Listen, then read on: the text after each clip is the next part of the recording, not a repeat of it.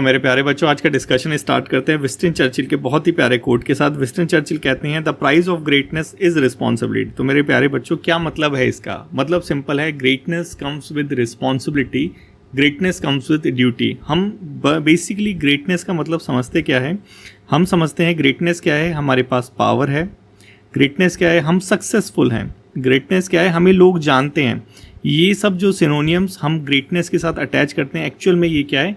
ये ग्रेटनेस नहीं है। ग्रेटनेस का क्या है? ग्रेटनेस बेसिकली है लीडरशिप क्वालिटी होना। ये क्या है? ग्रेटनेस। ग्रेटनेस क्या है कि आप सर्विस प्रोवाइड करें, ये है ग्रेटनेस। ग्रेटनेस क्या है? आपकी ड्यूटी, कमिटमेंट आपकी, ये क्या चीज़ है? ये है ग्रेटनेस। और यही हमारे विंस्टन चर्चिल बोलना चाहते हैं अपने इस कोट से कि ग्रेटनेस आती है कब? जब आप होते हैं रिस्पॉन्सिबल। रिस्पॉन्सिबिलिटी के साथ ग्रेटनेस आती है, ड्यूटी के साथ ग्रेटनेस आती है। तो आई होप मेरे प्यारे बच्चों आप इस कोट का मीनिंग समझ गए होंगे।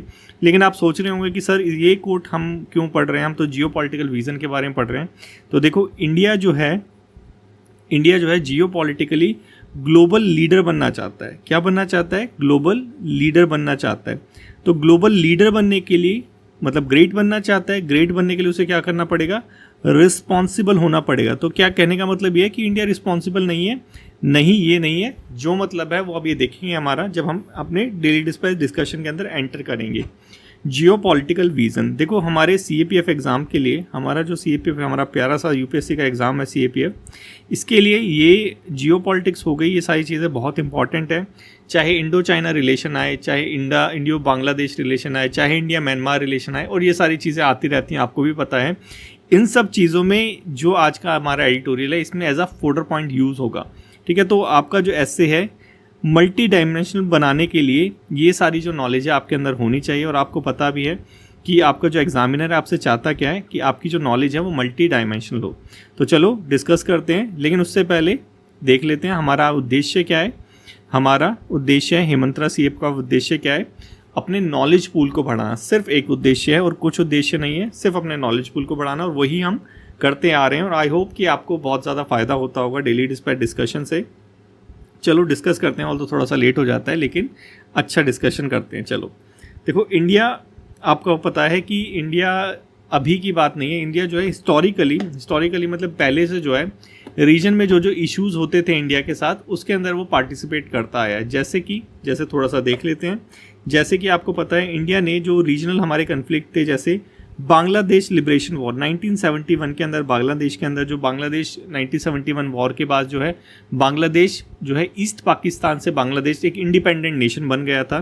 तो उस वॉर के अंदर इंडिया ने जो है बढ़ चढ़ के पार्टिसिपेट करा था। इंडिया ने एक बहुत ही अहम भूमिका निभाई थी। वहाँ पे जो बंगालीज़ का जो जीनोसाइड हो रहा था, पाकिस्तानी जो फोर्सेस थे उनके द्वारा, उनको कहीं ना कहीं रोका था, उसमें हेल्प करी थी इंडिया ने। और इसीलिए इंडिया और बांग्लादेश के जो रिलेशंस हैं वो काफ़ी ज़्यादा मधुर हैं। ठीक है, काफ़ी ज़्यादा अच्छे हैं। फिर अगर मालदीव की बात करें तो मालदीव में भी इंडिया ने इंटरवेंशन करी थी। मालदीव में कूप अटैम्प्ट हुआ था 1988 में। इंडिया ने एक ऑपरेशन चलाया था, उसका नाम था ऑपरेशन कैक्टस। इंडिया ने ऑपरेशन कैक्टस चला के मालदीवियन गवर्नमेंट को बेसिकली प्रोटेक्ट करा था। तो ये इंडिया का क्या है? एक इंडिया का इंटरवेंशन है, कहाँ पे? मालदीव में। उसके बाद अगर श्रीलंका की बात करें, रीजन की बात हो रही है, हमारा ये इंडियन सब कॉन्टिनेंट है, और ये जो हमारा साउथ एशिया रीजन है, इसके अंदर इंडिया ने कैसे एक की रोल प्ले किया है वो यहाँ पे बता रखा है। इंडिया ने जो है, श्रीलंका सिविल वॉर हुई थी, आपको पता भी होगा। इसके ऊपर जो है मद्रास कैफ़े एक मूवी बनी थी 2009 में। 2009 में तो सिविल ये वॉर हुई थी, मद्रास कैफ़े बाद में बनी थी, उसका मेरे को ईयर याद नहीं। लेकिन 2009 में सिविल जो हमारी वॉर हुई थी श्रीलंका के अंदर, जहाँ पे लिट्टे और वहाँ की गवर्नमेंट थी वो जो आपस में टकरा रही थी, इंडिया ने श्रीलंका गवर्नमेंट की मदद करी, लिट्टे को जो है डिफीट करा। ठीक है, तो ये क्या है? हमारे इंडिया के इनिशिएटिव्स हैं। इंडिया का प्रयास है हमारे रीजनल कन्फ्लिक्ट को पैसिफाई करना। इंडिया का प्रयास है इस रीजन को, साउथ एशियन रीजन में शांति कायम करना। ठीक है, तो कहीं ना कहीं इंडिया जो है एक लीडरशिप का रोल जो है प्ले कर रहा है। इंडिया जो है ग्रेटनेस हासिल करना चाहता है, लेकिन उसके लिए जो प्राइस पे करना पड़ता है वो इंडिया जो है पे कर रहा है। ये यहाँ पे हमें दिखाई दे रहा है। अब बात करें पायरेसी की, आपको पता है हमारा मिशन सागर वगैरह चल रहा है, हमने ऑलरेडी डिस्कस करा हुआ है। तो इंडियन ओशियन रीजन के अंदर भी जो इंडिया है शांति रखना चाहता है, उसके लिए इंडिया क्या करता है कि इंडिया है फर्स्ट सिक्योरिटी प्रोवाइडर का रोल प्ले करता है हमारे इंडियन ओशन रीजन के अंदर। सोमालियन पायरेट्स को पकड़ता है। आप सभी को पता है कि सोमालियन पायरेट जो है, इसके ऊपर तो मूवी भी बन चुकी है। सोमालियन पायरेट जो है वहाँ से जो शिप जाते हैं उनको लूट लेते हैं। तो इंडिया ने न्यूज़पेपर के अंदर भी आता है, रिसेंटली भी जो है सोमालियन पायरेट्स को पकड़ा था। तो कहीं ना कहीं इंडिया जो है इंडियन ओशन रीजन के अंदर जो है सिक्योरिटी प्रोवाइडर का रोल अदा कर रहा है। तो कहीं ना कहीं यहाँ पे हमें क्या दिख रहा है कि हमारे रीजन के अंदर जो हमारा इंडियन ओशन रीजन है, जो हमारा साउथ एशियन रीजन है, इसके अंदर जो हमारा इंडिया है वो की रोल प्ले कर रहा है, लीडरशिप का रोल प्ले कर रहा है, रिस्पॉन्सिबल रोल प्ले कर रहा है। जो हमारे विंस्टन चर्चिल ने भी बोला था, ग्रेटनेस चाहिए तो कब आएगी, जब आप रिस्पॉन्सिबल होगे। तो यहाँ पे हमें यही दिखाई दे रहा है कि जो इंडिया है वो रिस्पॉन्सिबिलिटी अपनी निभा रहा है। लेकिन यहाँ पे एक बता रखा है कि इंडिया जो है रीजन के अंदर तो बहुत अच्छे से रोल प्ले कर रहा है, लेकिन अगर ग्लोबल लेवल की बात करें तो इंडिया ग्लोबल लेवल पे इच्छुक नहीं है पार्टिसिपेट करने के लिए। जो भी ग्लोबल कन्फ्लिक्ट होते हैं, चाहे वो यूक्रेन रशिया वॉर हो, चाहे वो इजराइल पैलेस्तीन वॉर हो, चाहे वो साउथ चाइना सी में जितने भी इश्यूज आ रहे हैं चाइना के साथ वो हो। तो आप देखेंगे भी कि कैसे क्यों ये बोल रहा है कि इंडिया जो है रिलक्टेंट है, इच्छुक नहीं है लीड करने के लिए। जैसे वो ग्लोबल जो हमारा देखा ना हमने कि रीजनल कन्फ्लिक्ट्स हो रहे हैं, इसके अंदर जो इंडिया है वो तो बहुत ज़्यादा पार्टिसिपेट कर रहा है। हमने देखा बांग्लादेश में, हमने देखा मालदीव में, हमने देखा श्रीलंका में। लेकिन इंडिया जो है ग्लोबल लेवल पे जो कन्फ्लिक्ट्स हो रहे हैं उनमें पार्टिसिपेट नहीं कर रहा है। रीजन क्या है, हमने देखा, देखो इंडिया और रशिया और यूक्रेन की वॉर हुई। इंडिया ने जो है रशिया का, ना तो रशिया के अगेंस्ट में गया, ना तो इंडिया ने यूक्रेन को फुल्ली सपोर्ट करा। इजराइल और पैलेस्तीन की वार हुई। हमें पता है इंडिया जो है 2 स्टेट सॉल्यूशन को जो है सपोर्ट करता है, लेकिन ना तो पैलेस्तीनियन के साथ खड़ा है, ना तो इजरायली के अपोज में है। वैसे ही साउथ चाइना सी में आपको पता है, साउथ चाइना सी में जो है कैसे चाइना जो है वो डोमिनेट करता है, कैसे जो अदर आइलैंड नेशंस है उनको परेशान करता है, लेकिन इंडिया ने एक भी स्टैंड नहीं दिया इसके अगेंस्ट में। तो ये कहीं ना कहीं दिखा रहा है कि इंडिया जो है ग्लोबल लेवल के जो कन्फ्लिक्ट है उसमें लीडरशिप की पोजीशन लेने से कहीं ना कहीं कतरा रहा है। ये यहाँ पे दिख रहा है। ऐसा हो क्यों रहा है, क्वेश्चन मार्क यहाँ पे उठता है कि भाई ऐसा हो क्यों रहा है कि इंडिया जो है रीजन के अंदर जो है बढ़ चढ़ के पार्टिसिपेट कर रहा है, लेकिन ग्लोबल लेवल पे इंडिया क्यों शांत है। तो यहाँ पे बता रखा है कि इंडिया जो है लास्ट 2 डेकेड से 2004 से अभी तक की बात अगर बता रखी है तो इंडिया ने जो है अपनी इकोनॉमिक ग्रोथ को प्रायोरिटाइज कर रखा है। जो भी जियोपॉलिटिकल सिचुएशंस होती है, जियोपॉलिटिकल इंटरवेंशन होती है, उसके ऊपर ये आप देख भी लेंगे। हमने जब इकोनॉमी वाला जो अपना एडिटोरियल डिस्कशन था उसमें डिस्कस करा था, तो हमने देखा था अभी इंडिया ने कितने ज़्यादा इकोनॉमिक रिफॉर्म करे हैं। चाहे वो जीएसटी का बिल लाना हो, चाहे वो अपना डिमोनेटाइजेशन हो, एक तरह से वो भी इकोनॉमिक रिफॉर्म में ही आता है, क्योंकि डिमोनेटाइजेशन के बाद ही जो है ये अपना यूपीआई वाला चलन आया था, आधार जन आधार योजना, ये सारे क्या है इकोनॉमिक रिफॉर्म ही एक तरह से। इंफ्रास्ट्रक्चर डेवलपमेंट जो इंडिया कर रहा है वो काफ़ी तेज़ी स्किल से कर रहा है, और ग्लोबल ट्रेड जो है इंडिया का काफ़ी तेज़ी स्किल से बढ़ रहा है। तो कहीं ना कहीं ये सारी चीज़ क्या बता रही है कि इंडिया का जो ध्यान है वो किसकी तरफ है, ग्लोबल इकोनॉमी बनना, मतलब अपनी जो इकोनॉमिक ग्रोथ है वो करना, ना कि ग्लोबल कन्फ्लिक्ट में उलझना। ठीक है, इसी का रिजल्ट है कि हमारी जो इंडिया है वर्ल्ड में 5th लार्जेस्ट इकोनॉमी बन चुका है अब। लेकिन यहाँ पे एक चीज़ और बता रखी है कि क्यों जो इंडिया है कि इंडिया जो है ऑल्सो बनना चाहता है ग्लोबल इकोनॉमी, मतलब इंडिया जो है अपनी इकोनॉमी को फ्लोरिश करना चाहता है, इसीलिए जो है ग्लोबल कन्फ्लिक्ट में हिस्सा नहीं ले रहा है। इंडिया करता क्यों है ऐसा, रीज़न क्या है, रीज़न ये है कि इंडिया जो है अगर ग्लोबल कन्फ्लिक्ट में इन्वॉल्व होगा तो कहीं ना कहीं उसके जो ट्रेड रिलेशन है ये हार्म हो जाएंगे। इसलिए इंडिया क्या करता है, इंडिया हमेशा जो है एक मिडिल पाथ लेता है और किसी के साथ भी एंगेज नहीं होता। इसलिए क्योंकि उसके जो ट्रेड रिलेशन है कहीं वो इफेक्ट ना हो जाए, ये यहाँ पे बता रखा है। और हमारे जो बायलैटरल रिलेशंस हैं, बायलैटरल टाइज हैं उस पर्टिकुलर देश के साथ, कहीं उस कन्फ्लिक्ट में पार्टिसिपेट करने की वजह से वो हमारे जो बायलैटरल टाइज हैं, वो हमारे जो ट्रेड हैं, वो कहीं खतरे में ना आ जाए, इसलिए जो है इंडिया पार्टिसिपेट नहीं करता। इसका एग्जांपल यहाँ पे बता रखा है, रशिया यूक्रेन वॉर हो गया। देखो आप सभी को पता है जब रशिया यूक्रेन वॉर हो रही थी तो यूएसए ने और यूरोपियन कंट्रीज़ ने इंडिया को कितना ज़्यादा प्रेशराइज करा था कि इंडिया जो है रशिया के अगेंस्ट में बोले, लेकिन इंडिया ने अपने आप को एब्सटेन करा यूएनएससी में वोटिंग करने से रशिया के खिलाफ। तो ये कहीं ना कहीं रिफ्लेक्ट कर रहा है क्या कि जो हमने देखा कि अभी इंडिया जो है अब अपनी सिर्फ इकोनॉमी को प्रायोरिटाइज कर रहा है, अपने बायलैटरल ट्रेड को प्रायोरिटाइज कर रहा है, बायलैटरल रिलेशंस को प्रायोरिटाइज कर रहा है ओवर किसके, ओवर जो ग्लोबल कन्फ्लिक्ट है। ये रशिया यूक्रेन वॉर से भी दिखाई दे जाता है, यही यहाँ पे एडिटोरियल में बता रखा है। आई होप बच्चों आपको समझ आ रहा होगा। उसके बाद इंडिया जो है आप कहेंगे कि एक मतलब रस्सी पे चलने के बराबर है कि इंडिया जो है रशिया के साथ भी जो है अच्छे ग्लोबल रिलेशन मेंटेन करता है। जैसे आपको पता है रशिया से जो है हमारे डिफेंस सप्लाई होती है। उसके बाद वेस्ट से भी जो है अच्छे रिलेशन मेंटेन करता है, जो कि हमारा इकोनॉमिक पार्टनर है। और ये जो विज़न है इंडिया का इकोनॉमिक ग्रोथ करना, ना कि ग्लोबल कन्फ्लिक्ट में उलझना, ये हमारे प्रधानमंत्री मोदी जी की एक स्टेटमेंट से भी रिफ्लेक्ट करता है, जब उन्होंने व्लादिमीर पुतिन को बोला था this is not an era of war, कि ये जो एरा है ये वॉर का एरा नहीं है, ये बिजनेस का एरा है। ठीक है, तो ये किसका क्या स्टेटमेंट दे रहा है? ये स्टेटमेंट रिफ्लेक्ट करिए कि इंडिया की डायरेक्शन कहाँ है। इंडिया की डायरेक्शन है इकोनॉमिक ग्रोथ के लिए, ना कि जो रीजनल कन्फ्लिक्ट हो रहे हैं उसमें उलझने के लिए। अब देखो इंडिया से एक्सपेक्टेशन क्या करते हैं, क्योंकि विंस्टन चर्चिल ने तो बोला है, क्या बोला है विंस्टन चर्चिल ने बोला है कि ग्रेटनेस की कीमत क्या है? रिस्पॉन्सिबिलिटी। और इंडिया जो है अब राइजिंग पावर है, इंडिया जो है ग्लोबल इकोनॉमी बनना चाहता है, ग्लोबल लीडर बनना चाहता है, तो प्राइस तो उसे पे करना पड़ेगा, रिस्पॉन्सिबल तो बनना पड़ेगा।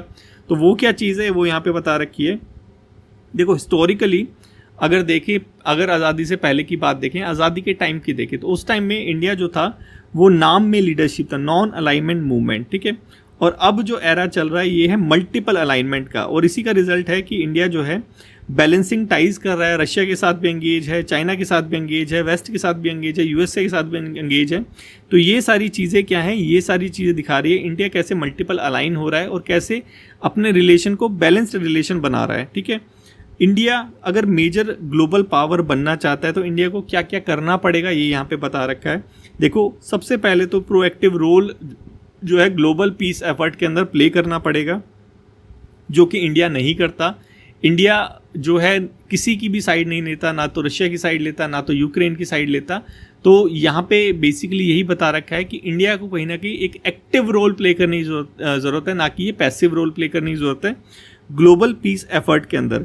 और दूसरा यहाँ पे ये बता रखा है कि इंडिया को जो है अपनी आवाज़ को बुलंद करना पड़ेगा, स्ट्रॉन्ग वॉइस करनी पड़ेगी यूएनएससी के अंदर, जो कि पुअर डेवलपिंग नेशंस है उनके राइट के लिए जो आवाज़ उठाते हैं उसके लिए, और यूएनएससी के रिफॉर्म के लिए जो इंडिया जो है हमेशा स्टैंड करता है उसके लिए पुश करना पड़ेगा, ताकि ये जो हमारे P5 मेंबर्स हैं उनमें इंडिया भी आ सके। उसके बाद हमें क्राइसिस डिप्लोमेसी में भी एंगेज होना पड़ेगा, मतलब क्राइसिस डिप्लोमेसी मतलब जहाँ पे लड़ाई हो रही है वहाँ पे। अगर देखो इंडिया ऐसे नहीं करता तो जो दूसरे नेशंस हैं वो कहीं ना कहीं नॉमिनेट कर लेंगे। जैसे एग्जांपल यहाँ पे बता रखा है टर्की का। देखो तुर्की ने क्या करा है, अभी रशिया यूक्रेन में वॉर चल रही है, इंडिया का क्या रोल था? इंडिया का बहुत मिनिमम रोल था। इंडिया ने जो था उनका पीस टॉक भी नहीं करवाया, लेकिन टर्की ने क्या करा, उनकी पीस टॉक को होस्ट करा, यूक्रेन और रशिया की। सऊदी अरेबिया ने भी यूएस और रशिया और यूएस और यूक्रेन के बीच में जो नेगोशिएशन था उसके लिए एक इवेंट ऑर्गेनाइज करा। तो यहाँ पे कहीं ना कहीं एक चीज़ क्लियर यहाँ पे रिफ्लेक्ट हो रही है कि अगर इंडिया ने कोई स्टेप नहीं लिया इस डायरेक्शन के अंदर, तो इंडिया का जो ड्रीम है ग्लोबल लीडर बनने का वो ड्रीम रह जाएगा। जो अदर नेशंस हैं जैसे टर्की हो गया, सऊदी अरेबिया हो गया, ये कहीं ना कहीं बाजी मार ले जाएंगे। तो देखो क्लियर चीज़ दिख रही है ये तो हमें कि इंडिया को जो है अब ग्लोबल जो कन्फ्लिक्ट है, कि अगर इंडिया जो है ग्लोबल इकोनॉमी में, इंडिया जो है अगर ग्लोबल लीडरशिप बनना चाहता है, ग्लोबल लीडर बनना चाहता है, आपने देखा होगा ना हमारे प्रधानमंत्री जी का नारा है विश्व गुरु बनना। विश्व गुरु क्या चीज़ है? ग्लोबल लीडर है। अगर ग्लोबल लीडर बनना चाहता है तो ग्लोबल लेवल पे जो क्राइसिस चल रहे हैं इसके अंदर कहीं ना कहीं हमें एक्टिव रोल प्ले करना पड़ेगा, अपनी वॉइस को स्ट्रॉन्ग करना पड़ेगा और डिप्लोमेसी को अच्छे से हमें प्ले करना पड़ेगा। यही यहाँ पे बता रखा। नहीं करेंगे तो टर्की और सऊदी अरेबिया जैसे जो नेशंस हैं वो कहीं ना कहीं बाजी मार लेके चले जाएंगे, ये यहाँ पे बता रखा है। नेक्स्ट यहाँ पे बता रखा है कि इंडिया जो है नॉन अलाइनमेंट की स्ट्रैटेजी जो है जो अडॉप्ट करता है, या फिर बोल लीजिए अब मल्टीपल अलाइनमेंट की स्ट्रैटेजी अडॉप्ट करता है, ये जो है अब थिंग्स हो गई है पास्ट की। इंडिया को अब अपनी जो स्ट्रैटेजी है उसको शिफ्ट करना पड़ेगा। क्यों शिफ्ट करना पड़ेगा? क्योंकि जो जियोपॉलिटिकल सिनेरियोज हैं वो चेंज हो रहे हैं। अभी तक यूएसए और चाइना एंगेज नहीं होते आए थे, आपस में राइवलरी कंट्री टाइप के थे, इसी की वजह से क्वाड अलायंस वगैरह बना था। लेकिन अब यूएस और चाइना का जो एंगेजमेंट है वो कहीं ना कहीं होता हुआ दिखाई दे रहा है, क्योंकि आपने देखा भी होगा न्यूज़पेपर के अंदर भी स्टेटमेंट आई थी कि यूएसए ने चाइना के साथ दोस्ती का हाथ बढ़ाया है। मतलब वहाँ पे कुछ वो ट्रेड से रिलेटेड कुछ जो है एक डील करने जा रहे हैं। अगर ये डील हो जाती है तो जो हमारे नेशंस हैं, जो हमारे रीजन्स हैं बेसिकली सेपरेट हो जाएंगे। सेपरेट स्पेयर ऑफ इन्फ्लुएंस हो जाएगा कि इधर चाइना की चलेगी, इधर यूएसए की चलेगी। और इसके अंदर अगर ये हो जाता है, अगर यूएसए और चाइना के बीच में जो है एक पोटेंशियल ग्लोबल डील हो जाती है, जो कि हमें न्यूज़पेपर में देखने को मिलता है, तो इंडिया का जो रोल है, इंडिया जो मीडिएटर का रोल प्ले करता है, या बोल लीजिए बैलेंसिंग रिलेशनशिप मेंटेन करता है, वो इंडिया का रोल कहीं ना कहीं ख़त्म हो जाएगा। इंडिया की फिर नीड ख़त्म हो जाएगी लोगों को। और ये जो क्वाड अलाइंस है, जो कि एंटी चाइना अलाइंस के नाम से भी जाना जाता है, इसकी भी नीड ख़त्म हो जाएगी।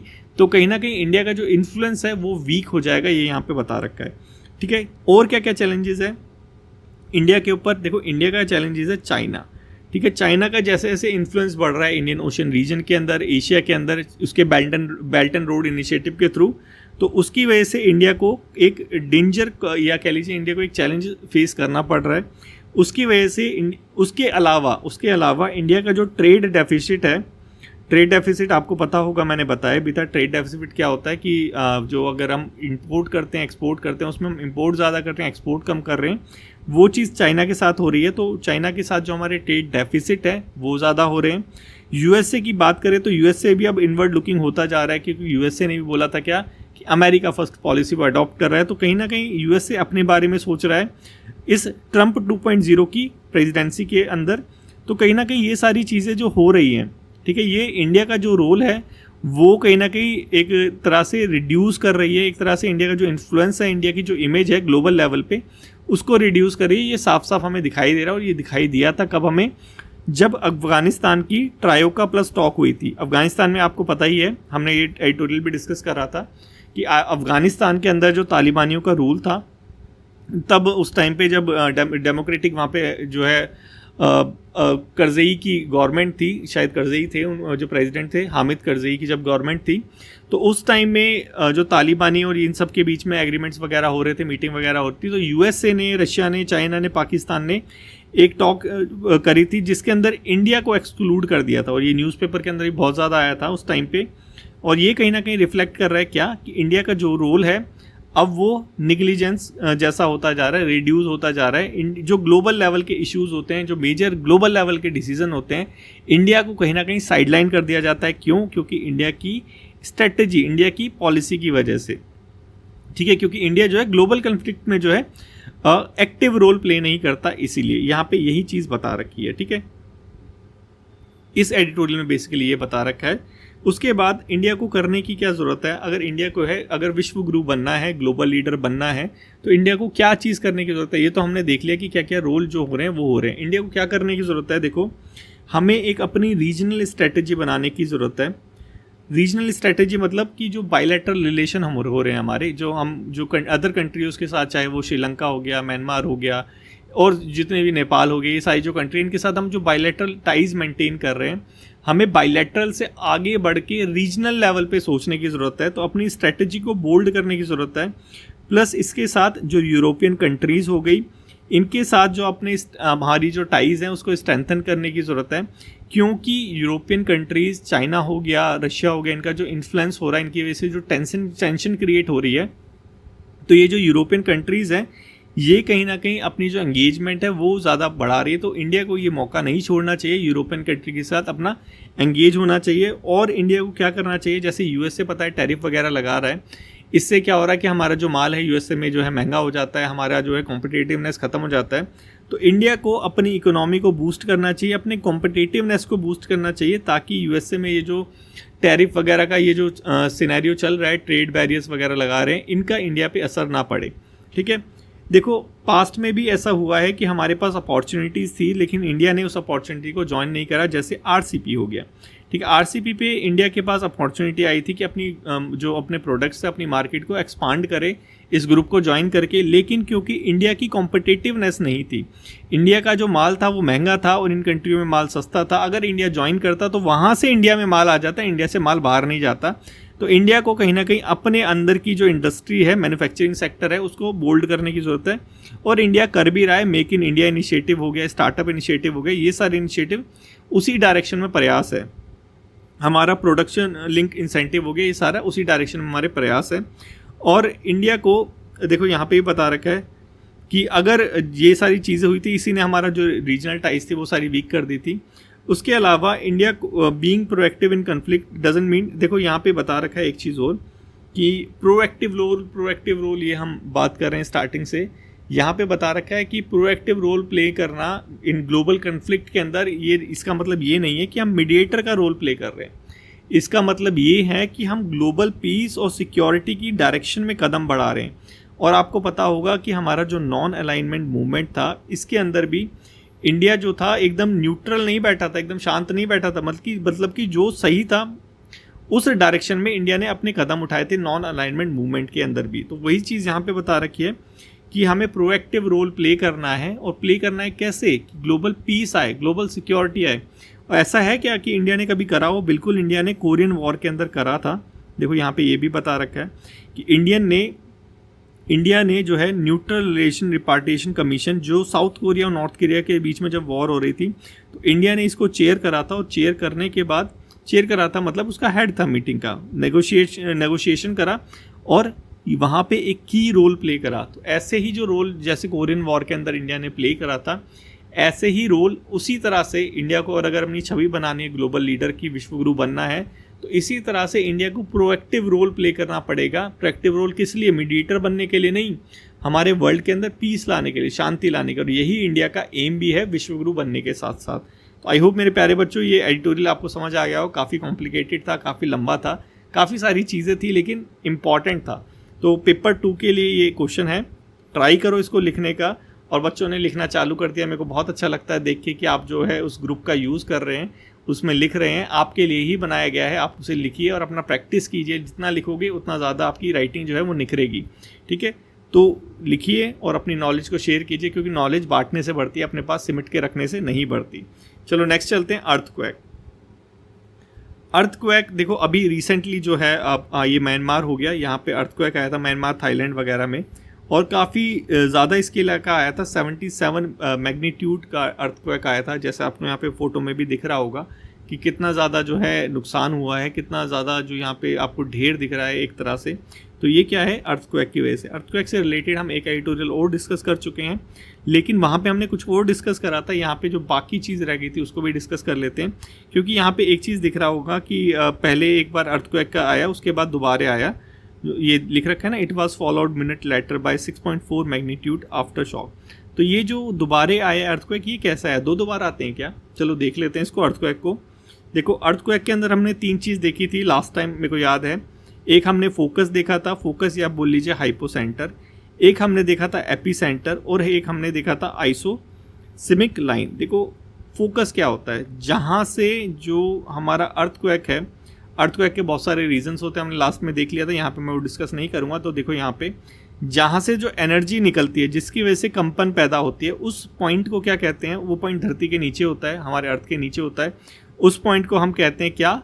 हाइपोसेंटर या फोकस। ठीक है, उससे एकदम सीध में, ठीक है, एकदम 90 डिग्री के एंगल में जो अर्थ के सरफेस पे जो पॉइंट आता है वो आता है हमारा एपीसेंटर। ठीक है, सबसे नीचे फोकस है और ऊपर है एपीसेंटर। ठीक है, ये हो गया क्या? हमारे कुछ यहाँ पे पॉइंट्स। उसके बाद जहाँ जहाँ ये पॉइंट सेम रहेगा, ठीक है, जहाँ जहाँ अर्थक्वेक की इंटेंसिटी सेम रहेगी हमारे अर्थ के ऊपर, उस लाइन को हम क्या कहेंगे? आइसोसिमिक लाइन। उस लाइन को हम क्या कहेंगे मेरे प्यारे बच्चों? आइसोसिमिक लाइन। ठीक है, उसके बाद सिस्मिक वेव्स। अब देख लेते हैं वेव्स के बाद। अब देखा ना हमने कि ये और बाकी सारी चीज़ें हम लास्ट वाले ट्यूटोरियल में डिस्कस कर चुके हैं, वो आप जो है इसमें जाके भी देख सकते हैं। और नहीं तो ये जो हमारा रहा, कौन से टाइम का है मैं आपको बता देता हूँ। ये देखो, ये इस पर क्लिक करके भी आप वहाँ तक जा सकते हैं। ये है हमारा 18 फरवरी का। 18 फरवरी का डेली डिस्पैच देखेंगे तो आपको वो मिल जाएगा। तो जो नहीं था उस 18 उसमें, तो देख लेते हैं। देखो अर्थक्वेक में जो होती है, अर्थक्वेक जो आता है बेसिकली वो वेव्स होती हैं। वेव्स 2 तरह की अर्थक्वेक की जो वेव्स होती है वो 2 तरह की होती है। होती है हमारी बॉडी वेव, एक होती है हमारी सरफेस वेव। ठीक है, जो हमारी बॉडी वेव होती है वो अर्थ के नीचे नीचे चलती हैं। ठीक है, ये भी 2 तरह की होती हैं, एक होती है पी वेव प्राइमरी, एक होती है एस वेव सेकेंडरी। तो जो सबसे पहले वेव महसूस होती है वो होती है प्राइमरी वेव, फास्टेस्ट होती है, ये सॉलिड लिक्विड दोनों में जा सकती है। ठीक है, लॉन्गिट्यूडनल नेचर कैसा, इसका नेचर कैसा होता है? लॉन्गिट्यूडनल इसका नेचर होता है, मतलब जैसा हमारा साउंड वेव होता है वैसे ही इसका लॉन्गिट्यूडनल नेचर होता है। एस वेव हमारी जो है सिर्फ सॉलिड से पास हो सकती है। दोनों ही कौन सी है, बॉडी वेव है। एस वेव का नेचर कैसा होता है, ट्रांसवर्स इन नेचर होती है हमारी एस वेव, ठीक है। थोड़ा सा ये देख लिया हमने। उसके बाद जब ये जो हमारी बॉडी वेव है ये अर्थ की सरफेस पे आती है, आने के बाद जो है बहुत ही लार्ज स्केल में डिस्ट्रक्शन करती है। तो हमने ये क्या देखा, ये जो आई हैं दो वेव, पहले हमारी सरफेस वेव आई पी की वजह से, दूसरी हमारी सरफेस वेव आई एस की वजह से, ठीक है। इसीलिए इन दोनों में गैप होता है, क्योंकि पी फास्ट होती है, एस जो होती है वो वो स्लो होती है। अब ये अर्थ पे आई, अर्थ पे आने के बाद यहाँ पे अर्थक्वेक आ गया, ठीक है। तो ये कौन सी वेव हुई, ये हुई सरफेस वेव, ठीक है। सरफेस वेव जो होती है वो सबसे ज़्यादा डिस्ट्रक्टिव वेव होती है, और सरफेस वेव को एक नाम से और जानते हैं क्या, लव वेव के नाम से। तो आई होप ये समझ आ गया होगा। अब इसके अलावा जो है ये शेडो जोन भी बनाती है। शेडो जोन को एकदम क्विकली, एकदम शॉर्टली समझते हैं। शेडो जोन वो एरिया होता है जहाँ पे ये जो हमारी एस वेव है, ये जो हमारी पी वेव है, जो बॉडी वेव है, ये पहुँच नहीं पाती, वो होता है हमारा क्या, शेडो जोन। तो जो एस वेव होती है वो हमने देखा था क्या, सिर्फ सॉलिड से पास होती है, लिक्विड से पास नहीं होती। जबकि आउटर कोर हमारा लिक्विड में होता है, तो आउटर कोर की वजह से क्या होता है, ये वेव पास नहीं हो पाती, और 103 डिग्री से 103 डिग्री तक ये जो है हमारा कौन सा एरिया बन जाता है, ये हमारा बन जाता है एस वेव का शेडो जोन, ठीक है। उसके बाद ये एनसीईआरटी में लिखा हुआ था, वहीं से मैंने कॉपी करा है, ठीक है। वैसे 105 से कुछ करते हैं, लेकिन 103 105 मोरलेस सेम ही है, एक ही देगा, ठीक है। उसके बाद जो हमारा पी वेव है, जहाँ पे पी वेव एब्सेंट होती है उसे कहते हैं पी वेव का शेडो जोन, जहाँ पे एस वेव एब्सेंट होती है उसे कहते हैं एस वेव का शेडो जोन, ठीक है। तो ये जो हमारी पी वेव है ये कहाँ एब्सेंट रहती है, 103 डिग्री से 142 डिग्री तक। पुरानी वाली एनसीईआरटी में दे रखा है 105 डिग्री से 145 डिग्री तक। जो दोनों याद रख लो, कोई प्रॉब्लम नहीं है, जो आएगा आप लिख सकते हैं। तो ये जो एरिया है, ये जो हमारा 103 से 142 डिग्री है, ये क्या है हमारा, ये है हमारा एस वेव का शेडो जोन। ये है हमारा पी वेव का शेडो जोन, क्योंकि जो हमारी पी वेव है सॉलिड और लिक्विड दोनों से पास हो जाती है। तो अब आप बोलेंगे कि सर ये पी वेव अगर सॉलिड और लिक्विड दोनों से पास हो जाती है तो ये शेडो जोन बना कैसे। ये शेडो जोन बना क्योंकि पानी के अंदर से जब ये हमारी वेव्स पास होती हैं तो ये डिफ्लेक्ट हो जाती है, रिफ्लेक्ट हो जाती हैं, ठीक है। तो रिफ्लेक्ट होने की वजह से थोड़ा सा ये मुड़ जाती है, मुड़ने की वजह से ये हमारा शेडो जोन क्रिएट होता है, ठीक है। तो ये थोड़ा सा याद रखना मेरे प्यारे बच्चों, ये इंपॉर्टेंट है, ठीक है। चलो नेक्स्ट चलते हैं। समझ आ गया होगा, क्वेश्चन नंबर 1 है, इसको अटेम्प्ट करने की कोशिश करना, इसी के ऊपर है जो अभी समझाया है, क्योंकि अर्थक्वेक में इससे आगे कुछ नहीं है। एक जो आधा था वो पिछली क्लास में डिस्कस हो गया था, और अब है ये इस क्लास में डिस्कस हो गया। इसीलिए मैं बोलता हूँ कि डेली डिस्पैच के साथ रहोगे तो आधा सिलेबस ऐसे ही कवर हो जाएगा। चलो नेक्स्ट चलते हैं। नेक्स्ट है हमारा FPV drones. FPV drones basically ये क्या चीज़ है, देखो न्यूज़पेपर के अंदर आया था, बहुत ही अट्रैक्टिव नाम था, फर्स्ट पर्सन व्यू ड्रोन्स। ये जो ड्रोन है ये एंटी टैंक पेलोड के साथ जो है बनाया गया था। किसने बनाया, TBRL ने बनाया चंडीगढ़ में। ये न्यूज़ में क्यों है, न्यूज़ में है किस लिए, न्यूज़ में है यूक्रेन वॉर की वजह से। बस इतना चीज़ याद रखो, कुछ नहीं है। ये जस्ट एक ड्रोन था, ड्रोन अपने साथ जो है एंटी टैंक पेलोड दे के जा रहा था। ड्रोन के अंदर एंटी टैंक नहीं है, ड्रोन एंटी, जैसे ड्रोन होता है ना, अपने साथ ड्रोन कुछ सामान बांध के ले जाता है, वो सामान क्या था यहाँ पे, एंटी टैंक पेलोड था। ये था एंटी टैंक पेलोड, ये लेके जा रहा था। ये न्यूज़ में इसलिए है क्योंकि यूक्रेन वॉर के अंदर इस चीज़ का यूज़ हो रहा है, FPV ड्रोन का, ठीक है। इसलिए था। ये क्वेश्चन नंबर हमारा है 2। इसको ट्राई करो लिखने का मेरे प्यारे बच्चों, मतलब इसका कमेंट बॉक्स में कमेंट करो, शायद तुम्हें आता हो। नेक्स्ट चलते हैं CBSE सर्वे। देखो एजुकेशन वाला जो टॉपिक है उसके अंदर इस सर्वे में से इस सर्वे के पॉइंट जो है as a fodder point use हो सकते हैं, क्योंकि पेरेंटिंग के ऊपर ये सर्वे किया गया था CBSE के द्वारा। तो थोड़ा सा देख लेना इसको, यहाँ से पॉइंट कैप्चर कर सकते हो तुम। नेक्स्ट चलते हैं। नेक्स्ट है हमारे MCQ कल की क्लास के। इसको थोड़ा सा अच्छे से देखेंगे क्योंकि कल की क्लास के MCQ, क्योंकि मैं तो रिवाइज़ नहीं करता, तो देख लेते हैं कि भाई मेरे दिमाग में कैसा है, और अगर नहीं रिवाइज़ करते तो कैसे इस चीज़ को जो है थोड़ा सा रिकॉल कर पाएँ। चलो देखते हैं। प्रचंड प्रहार, हमने ये देखा था, प्रचंड प्रहार अरुणाचल प्रदेश में हुई थी, ठीक है।